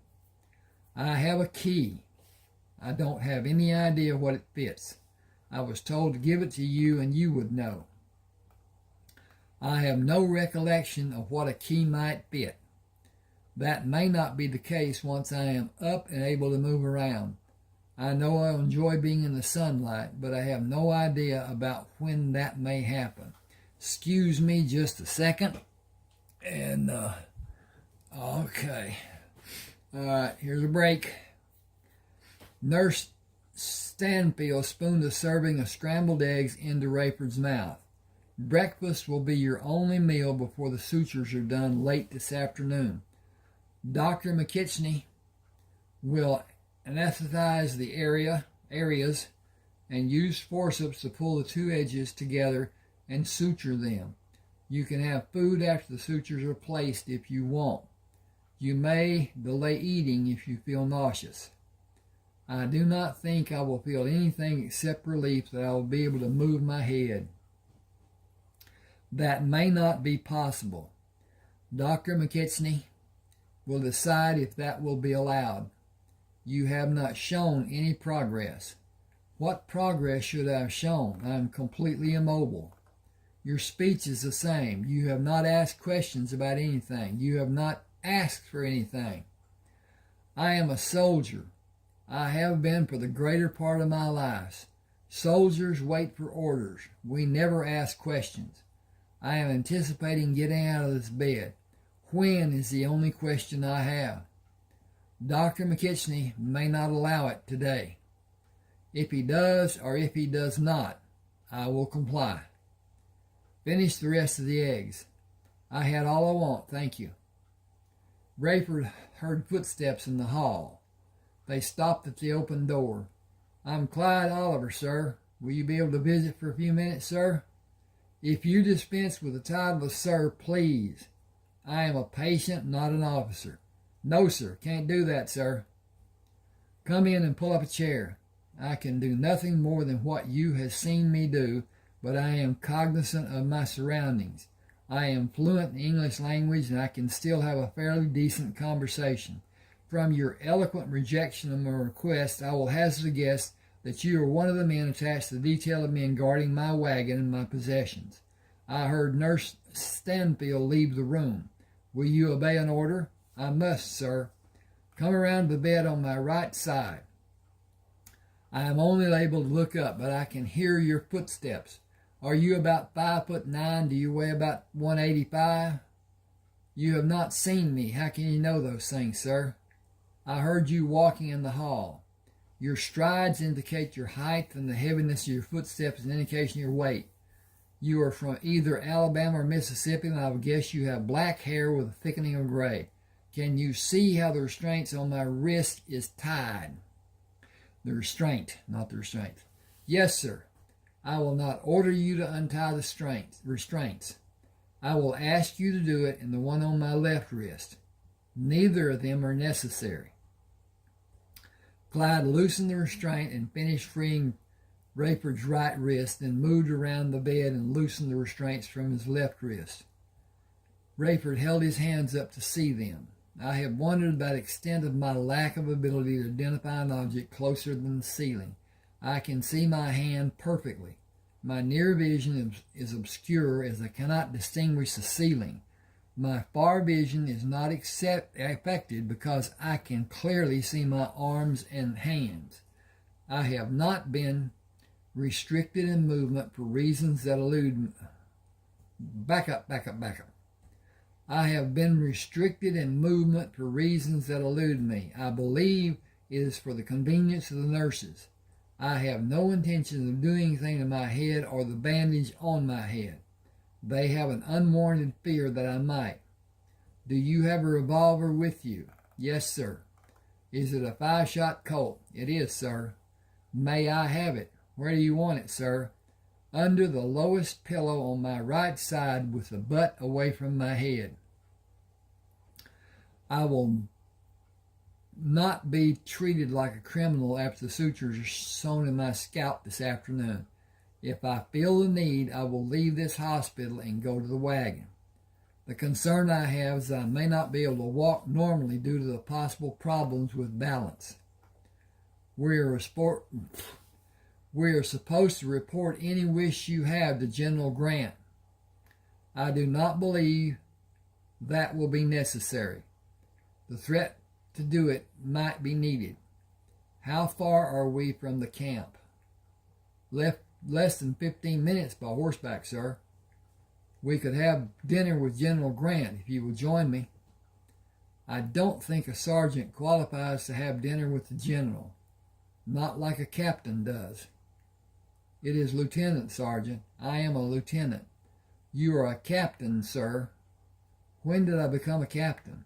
I only know the orders we have to serve and protect Captain Rayford Coleman and your possessions, sir. Will you please place the restraints on my wrists? Do you want them tied loose or tight? I am truly ambivalent about that because I do not want them. I suppose loose will be sufficient. I can hide the excess under my arms. I suppose being controlled. I despise being controlled, even if it was thought to be needed, which it was not. I feel I will do better if I sit with my legs over the edge of the bed and move my head. Above all else, I want this captive existence to end. Hang with me just a second. I got to check again. And so, yes, we're doing well. I don't know what that might be like, but I don't think it would sit well with me either, sir. Have you considered what you will do after your retirement? It is going to be so different than Army life, but I have not seen combat. I don't have that hanging over my head. I think getting new clothes will make the difference we need to look like we are civilians. I have been told we have an air about us that shouts of us being military. We will always identify with the military, but pushing cattle will change that for me. Living my life on a farm will do that even more. Being self-sufficient instead of dependent as I have been will be more satisfying. To some degree, we have been held captive all the years we have been in the Army. Quiet now, Nurse Stanfield is coming. How do you know that? I hear her footsteps. I don't, and how do you know it's her? It could be the doctor or someone else. The doctor has a lighter sound to his footsteps than Nurse Stanfield, and he is talking to another nurse about releasing a patient. The patient's lungs must be clear or they will keep him another day. Nurse Stanfield hurried into the room. I will have the orderlies turn the bed around for more light. They are bringing the items needed to suture your head. This might not be what a visitor should be witness to being done. I have plenty of experiences sewing up men. It won't bother me. It is my duty to report to General Grant about what was done and how it affected Captain Coleman. General Grant will want to know when Captain Coleman will be able to report to him. Nurse Stanfield held her head down as she tightened the restraints on Rayford's left wrist. She stepped back when the orderlies pushed the cabinet on wheels into the room and turned the bed around to have light from the doorway. She tightened the restraints on Rayford's right wrist.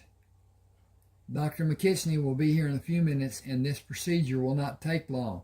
You can tell General Grant that Captain Coleman will be able to report to him when he's able to walk unassisted. He should have a conveyance of convenience rather than be jostled riding a horse. Captain Coleman is not well, but his stay with us is being paid by the United States government. He may be transported to another location when it is needed after another night has passed.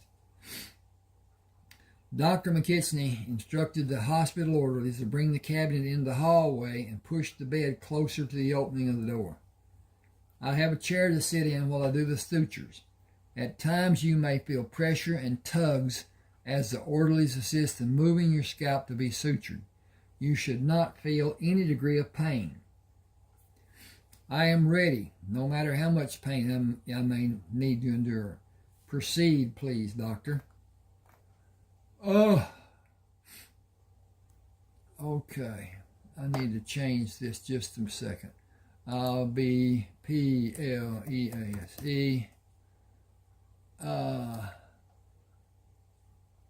Okay. That's more better-ish. And then click this button, and click this button, and click this button, and click this button, and be done. I saved it. My eyesight is not what it should be.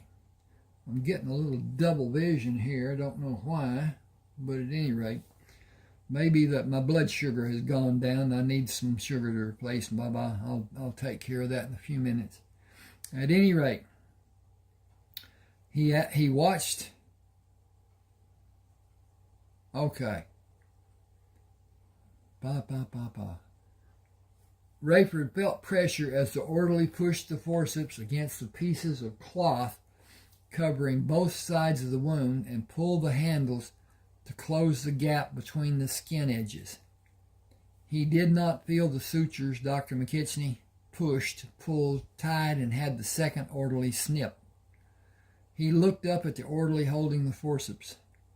Slowly take away the pressure you are exerting. Watch to see if the edges come apart. If that happens, pull the edges back together. He watched as the orderly slowly continued. Just like you are doing, continue slowly. The sutures are holding. You can release the forceps. That is a masterful job. Well done, everybody, especially you, Captain Coleman. I will apply ointment and a bandage. You are free to do as you like when that is done. Do be careful and do not be blindly optimistic. You may have sensory perception disorientation. Do you mean I may have double vision and vertigo and other maladies? In a nutshell, yes. But I have the freedom to move my head within reason. Whoa. Okay, if I can mind the cursor here, this should have a question mark there that is not there, but is now there. Okay. I will caution you to be patient. I am sure you will not. I will finish in a few seconds, and we will assist you in one activity of sitting up with your legs extended over the edge of the bed, with the calves of your legs against the edge of the bed. I have several questions to ask about this first experiment. He placed the last piece of tape on the bandage. Move the bed back against the wall and we will proceed. Captain, please allow the orderly's freedom to bring you to a position that you can move your legs over the edge of the bed and sit up. All of that should be done carefully and slowly.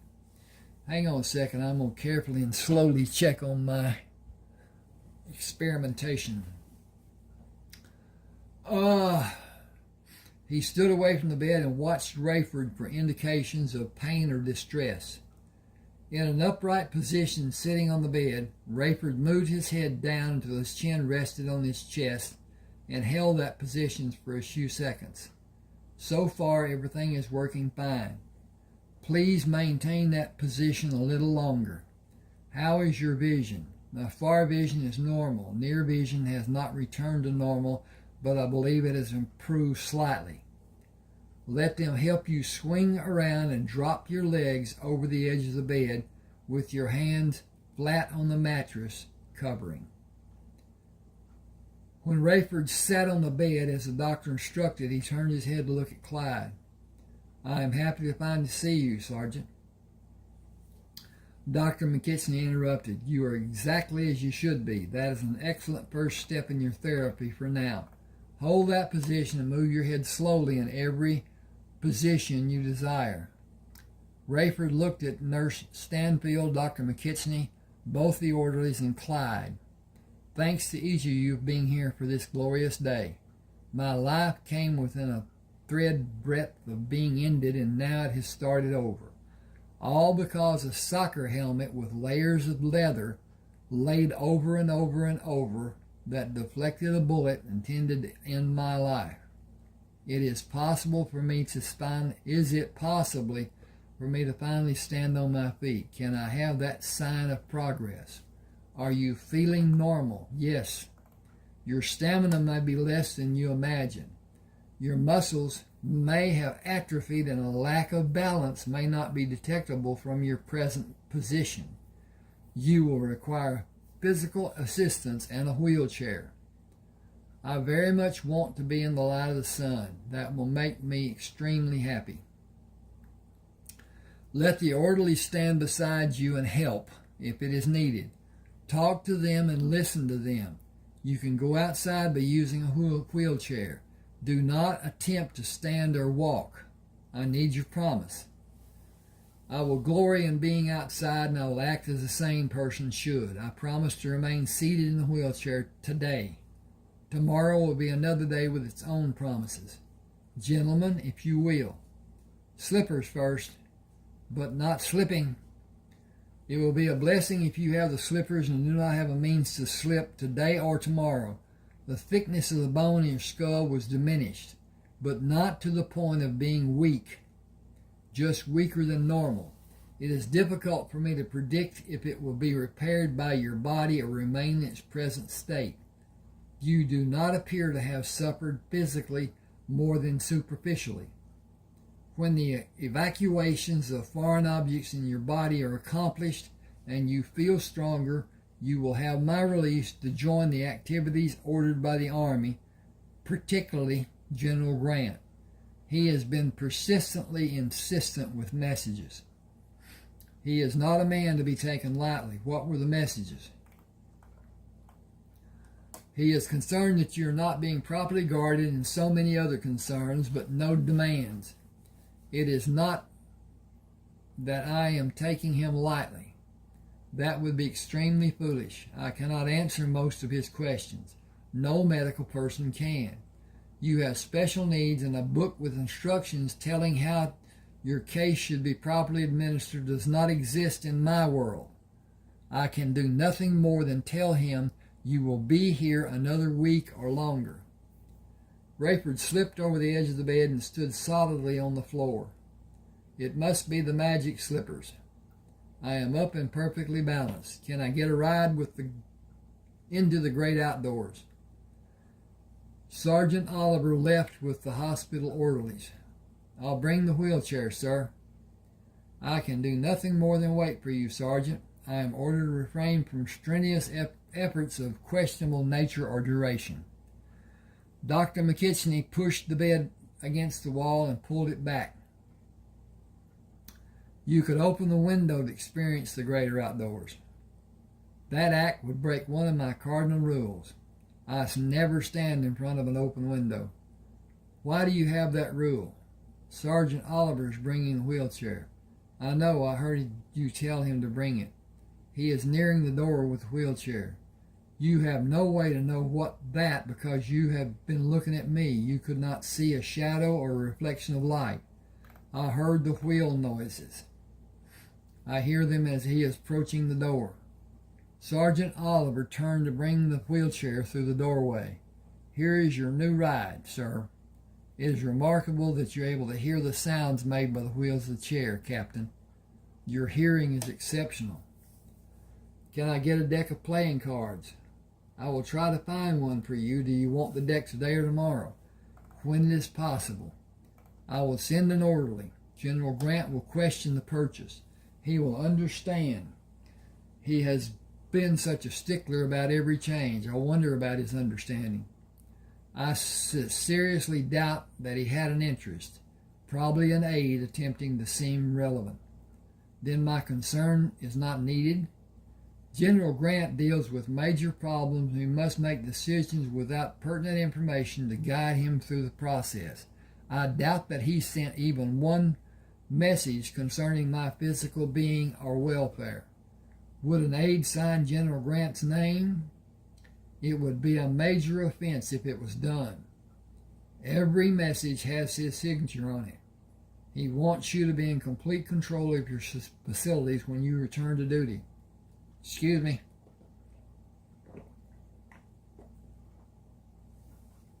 I cannot use the wheelchair today.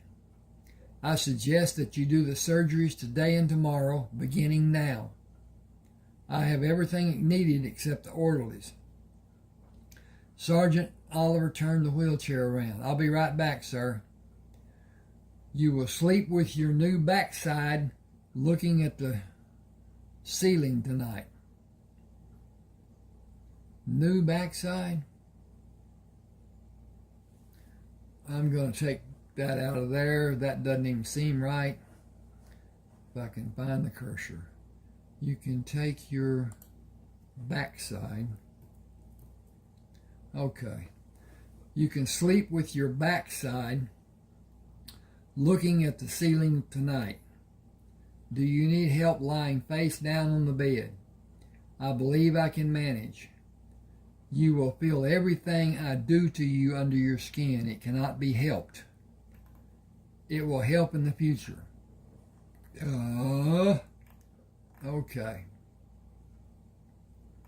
It will help in the future. That is the promise I will concentrate on while you are working on me. Fast actions will suit me best. I will make the incisions as small as possible. It will break the skin. It will be painful each time. Extracting the object and suturing the incisions will be prolonged pain. Tell me when you're ready.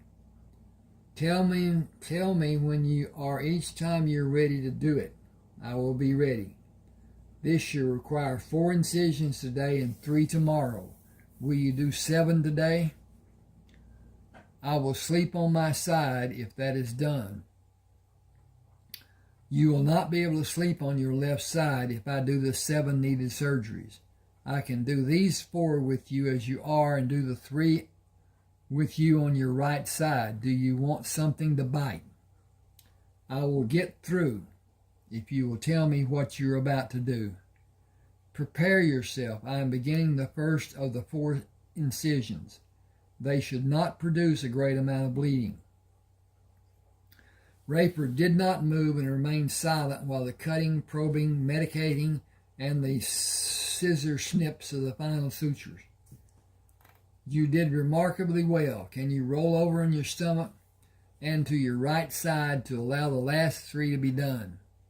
I will not make the incisions near or on the old scars, but over the objects. The deeper one is less than an inch under the skin and in the muscle. It will cause you the greatest pain. Rayford moved to be on his right side. Sergeant, I need to have a message taken to General Grant, telling him I will come to his tent early tomorrow morning. Dr. McKechnie nervously waves his hand. I cannot condone your traveling for 3 days. I am sutured and bandaged. We are waging war, Doctor. I am needed. I would go now if I could be there before evening comes. General Grant will leave this area the day after tomorrow for a campaign in the South. You will not be released to go with him. That leaves as my only prerogative to see him before he leaves. Okay, this is coming up on chapter 3. I'm going to end here and ask that you please subscribe, hit the like button, share if you will to people who like to read, and there's a fourth. Whatever. At any rate, if you want a book, send me an email at that address telling me what you want and we'll get together. All right, thank you for being with me. Do subscribe and like. That is so important. Thanks now. Ugh.